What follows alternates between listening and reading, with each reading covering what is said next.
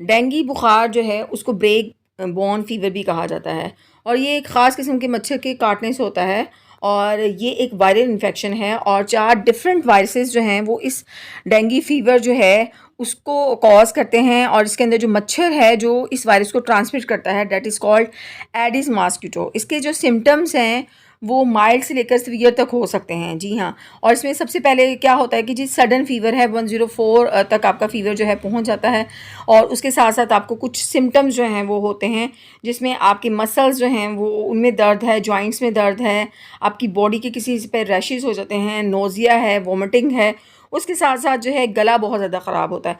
आजकल जब गला ख़राब होता है तो हम समझते हैं कि ये वायरल इन्फेक्शन तो है, लेकिन हम इसको डेंगू के साथ जो है वो एसोसिएट नहीं कर पाते। लेकिन याद रखिए कि उसके अंदर जो है गला ख़राब होगा, सर में दर्द होगी, रेड आइज़ हो सकती हैं या ज़्यादातर लोग जो हैं उनकी आँखों में जो है दर्द होती है और इसके अंदर जो है बहुत ज़्यादा घबराने की ज़रूरत नहीं है क्योंकि ज़्यादातर लोग जो हैं वो 1 हफ़्ते के अंदर जो है ख़ुद को बेटर जो है महसूस करते हैं। बुखार ऐसा-ऐसा जो है वो ड्रॉप होना शुरू हो जाता है।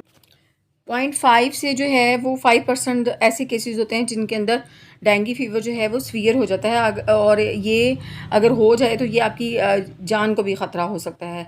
इसके अंदर क्या होता है कि इसके सिम्टम्स क्या हैं, एब्डोमिनल पेन है, आपको वोमिटिंग होती है और वोमिटिंग जो है 24 आवर्स के अंदर 3 से 4 दफ़ा जो है आपको हो जाती है जिससे डिहाइड्रेशन बहुत ज़्यादा हो जाती है।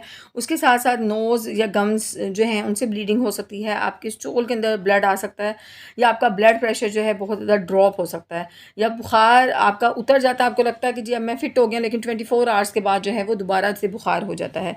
तो अगर हम इसकी ट्रीटमेंट की बात करें तो अगर आपको माइल्ड सिम्टम्स हैं तो या सीवियर भी सिम्टम्स हैं, इन द बोथ केसेस आपने अपनी बॉडी को डिहाइड्रेट नहीं होने देना। आपने जो है पानी ज़्यादा से ज़्यादा पीना है टू हेल्प प्रिवेंट डिहाइड्रेशन। उसके साथ साथ आपने जो है आराम करना है, यानी गेटिंग प्लेंटी ऑफ रेस्ट, बहुत ज़्यादा आराम करना है। उसके साथ आप जो है वो पेन रिलीफ़ करने के लिए जो है पैरासिटामोल ले सकते हैं। याद रखिए कि सिर्फ़ आप पैरासिटामोल ले सकते हैं, इसके अलावा no painkiller, no antibiotic, ठीक है? उसके साथ जैसे ये भी बताती चलूँ कि एस्प्रिन है या ब्रूफन है, दीज़ आर नॉट सूटेबल, ये बिल्कुल सूटेबल नहीं है। ये जो है आपकी रिस्क जो है वो इंटरनल ब्लीडिंग के रिस्क को इंक्रीज़ कर देंगे। तो जस्ट आपने पैरासिटामोल लेनी है, आपने पानी बहुत ज़्यादा पीना है और अगर सीवियर कंडीशंस हो जाती हैं, आप अपने प्लेटलेट्स जो है वो चेक करवाते रहें, डेली के बेसिस पे प्लेटलेट्स जो है काउंट करवाएं। अगर उनमें सडन ड्रॉप आता है या आपकी ब्लड प्रेशर में सडन ड्रॉप आता है तो फिर जो है आप एडमिट हुई, वहाँ पे आपको जो है 4 फ्लूइड जो सप्लीमेंटेशन है वो मिल सकती है, ब्लड ट्रांसफ्यूशन हो सक अगर हालत बहुत ज़्यादा सीवियर हो जाती है तो सम केसेस के अंदर ब्लड ट्रांसफ्यूशन होती है, उसके साथ साथ प्लेटलेट ट्रांसफ्यूशन होती है। तो आधे घंटे के बाद आपने पानी पीना है।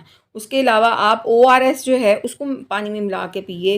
ज़रूरी नहीं है कि आपके पास पपीते का पानी नहीं है, अनार का पानी नहीं है, आप बहुत ज़्यादा जो है वो जूसेस नहीं ले रहे, तो पानी भी अगर आप आधे-आधे घंटे के बाद पीते हैं और अपनी बॉडी को डिहाइड्रेट नहीं होने देते, तो विदिन अ वीक जो है आप जो है उसको कवर अप जो है वो कर सकते हैं। तो आज की वीडियो में मैंने आपके साथ जो है कुछ डेंगू की बेसिक्स जो हैं वो शेयर की हैं।